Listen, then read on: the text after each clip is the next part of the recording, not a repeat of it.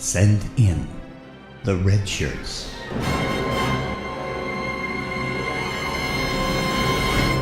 Hey everyone, I'm back with another late review, but what can I say, life gets in the way. But here we go. We had a new Star Trek Discovery last week, and thank God it had a title that was easy to remember and not too pretentious and erudite. It was called If Memory Serves. Let me just say off the top, I had a problem with the opening montage because I didn't see the purpose. If you are a new Trek fan or you're getting into Trek for the first time with Discovery, it seems like, much like my wife who was into Discovery, it was just confusing for you, just like with her. She's like, who's that? That's Pike. Oh wait, I thought this was Pike. It's a different guy. That's the Pike from the original pilot. And then that cycle of abuse continued for some time. I ended up having to pause the show to explain. If you are a longtime Trek fan like I am, and most of you are, it served to do nothing but frustrate you because you see, okay, that's Pike in the uniform I remember. But then he comes on Discovery in the first episode of this season wearing the Kirk tunic from the Kirk original series. And then, to add insult to injury, we then see him get put into the Discovery uniform. And, you know, if you remember in the first episode, he has that throwaway line where he says, oh, you guys haven't gotten the new uniforms yet? Well, that doesn't make any sense because of this montage, we see that the uniform you're wearing when you come into Discovery is not the uniform you were wearing when we last saw you in the cage. And then there's Vina. If you're going to show me the montage where she has short cropped hair, why do you then fast forward to where she's got long hair? I know that's a nitpick, but I don't care. What the Telosians decided, let's give her a change, a makeover, because her beauty comes from their mental projections. So why not just stick with what you bothered to give us at the montage? The short bobbed hair. I say all that to say I didn't like the fact that I felt like I was being teased with the Star Trek I'm familiar with being put at the beginning of this show, that Star Trek that I really have to make so many concessions for. The biggest concession I had to make was Spock. You give me this montage where I see Leonard Nimoy, who is the one and only Spock. I see him in this montage, and then we get into the show, and I got to deal with Ethan Peck as Spock. There was one scene where I kind of bought him as Spock vocally. It was when he's in the hospital, the mental ward, whatever, and he's escaping. He kind of sounded like Leonard Nimoy in that scene. The rest of the scenes, it was like, dude, why didn't you study Leonard Nimoy and try to emulate his vocal patterns? Or, you know, at the end, we don't even get the raised eyebrow. Burnham does the raised eyebrow. Why? And along with that, you know, we've got this Spock with a beard and this Justin Bieber looking hairdo.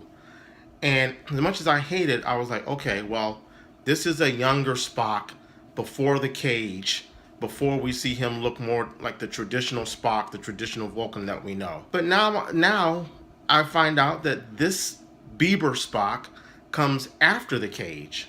So not only does his hairstyle change and he grows a beard after the cage, the Spock that I know. He's not really the Spock that I know because they were still fleshing out the character. He did change again when they did Where No Man Has Gone Before, the second pilot, but be that as it may. Why would you show me this montage where we have Leonard Nimoy playing Spock, a character we all know, very iconic, and then cut to Ethan Peck, just making it such a glaring difference? That montage did not help you at all.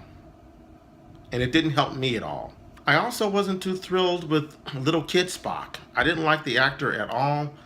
He was too, I know Spock is half human, but he was just too, I don't know, too bratty kid-like. Just nothing very Vulcan about him at all. He reminded me of how bad Jake Lloyd was playing Anakin Skywalker as a kid. Not very good casting there. And since I'm on the subject of Spock, again, we have a scene where the writers expect me to feel something when they've given me nothing.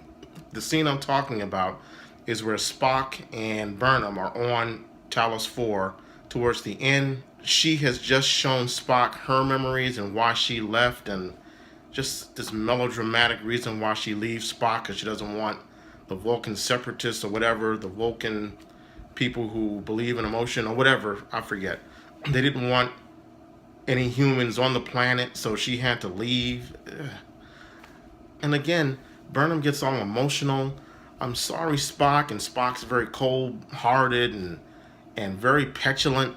And I'm like, this isn't reading for me at all, because I haven't seen enough to care. I haven't seen enough of the wounds between these two other than that one scene that I just saw 2 minutes ago. That's not enough to get me to care about this melodrama that exists between these two characters. It's just not. And this Spock, he starts off as kind of a jerk.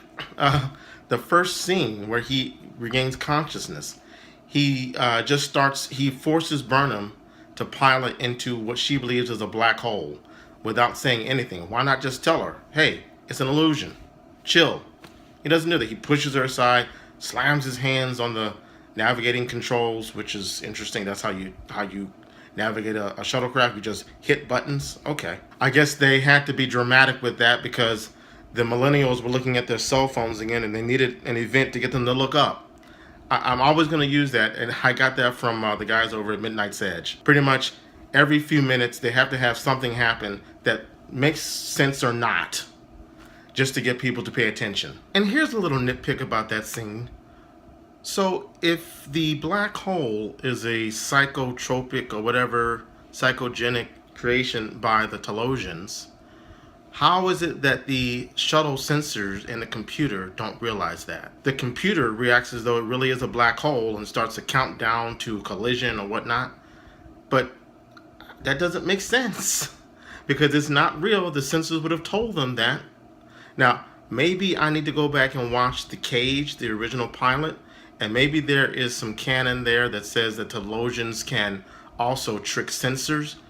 I don't remember that. Maybe I'm wrong, but it just doesn't seem to make a lot of sense. Now, before I move on with more nitpicks and complaints, and there are more, I want to be positive for a second and mention something that the show really got right, something that I applauded for that I never really saw in the Berman Trek series, like DS9, Voyager, TNG.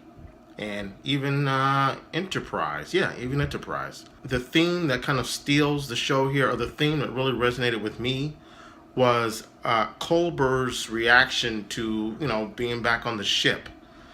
And if you think about it, in all of the previous Trek series, things would happen to characters.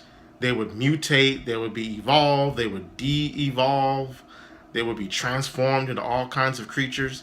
And then the next episode, it's just a reset. There's no repercussions for what they went through. The only time I can think of that they actually explored a person having to deal with being violated in that way was the TNG episode Family, which preceded the two-parter Best of Both Worlds. That's the only time I can think of where they explored a character who has to rehab, if you will, from something really traumatic happening to them. So I do applaud the writers for taking the time to explore that in Culber. And I think Stamets, Anthony Rapp, he does a masterful job in this episode because you can feel the grief and the anguish on in his character as he realizes that he may have lost Culber for good. Congratulations to Anthony Rapp. He did a fantastic job, as did Wilson Cruz. However, the fight scene that Cruz has with, or his character is Culber, the fight scene he has with Ash is ridiculous, and Saru is ridiculous for saying, "Oh, we have to let this play out." No, you're a Starfleet officer. You're the first officer on a starship. You don't have people fighting in the mess hall. What's the matter with you? That was ridiculous. And I think that scene undercut the character or the nature of Culber. I know he's upset and he's trying to find himself, but no, I just didn't buy that at all. And Saru's response to the captain, or his smarminess to the captain, well, it's not in the rule book with how you deal with a Klingon who has human skin grafted to him and a person who's come back from the dead. Oh, I wanted to smack him. And the Captain Pike as usual, oh, well, don't let it happen again, instead of snapping him back into position. One other thing, I'm not going to say it's a positive thing. It is interesting, though. involving Section 31, which I'm not thrilled with that they are even a part of this storyline, because Section 31 is supposed to be a covert operation, a covert department, and they seem to be pretty out there in the open working with the Discovery, at least until the conclusion of this episode, that is. But it looks like Georgiou is making a play to take over Section 31, and that could be interesting. Being a Terran and being a fascist, I wonder if they're going to play up the fact that maybe she's going to try to get Leland out of the way, because she really screwed him over in this episode. And or she made him look bad. Maybe she didn't screw him over, but she made him look bad. So it looks like she might be jockeying for power, trying to get Leland out of the way so that she can step in and take over Section 31. And who knows what havoc she'll wreak on Starfleet if that happens. So I'm looking forward to seeing that plot line or that subplot developed. Okay, so let me get my nitpicks out of the way. I have more nitpicks. Why is Captain Pike once again talking to holograms? I thought he made it clear he wanted the holograms to be done away with in favor of monitors. But here we see him talking to holograms again. I think he talks to Georgiou, a hologram of Georgiou. Why? Note to Ash. If you don't know what a cephalopod is, you don't belong anywhere in Starfleet. Seems a little implausible that Burnham wouldn't have used the shuttle's sensors to determine if there are any life forms on the planet and what the nature of those life forms are. You know, like in all the other Trek series where sensors are able to tell you the biological makeup of any life forms on the planet, human, Vulcan, Klingon, whatever. Yet they land on the planet Talos 4. Burnham goes off on checking things out or whatnot. She sees Vina enter the shuttle, and she goes in there and she has her phaser trained on her. Not very Starfleet-like. I mean, I don't know why she thinks she's in danger, but that's not how Starfleet gets down. They don't pull phasers on people that aren't proven to be dangerous. And last, and this is a small one combined with a big one, there's a two-parter. At the end of the episode, when the Discovery is trying to use the transporter to lock on to Burnham and Spock, why is Owosukun at the bridge, at the navigation controls, the one trying to get a lock? Don't they have a transporter tech in the transporter room that would do that? Here's another thing.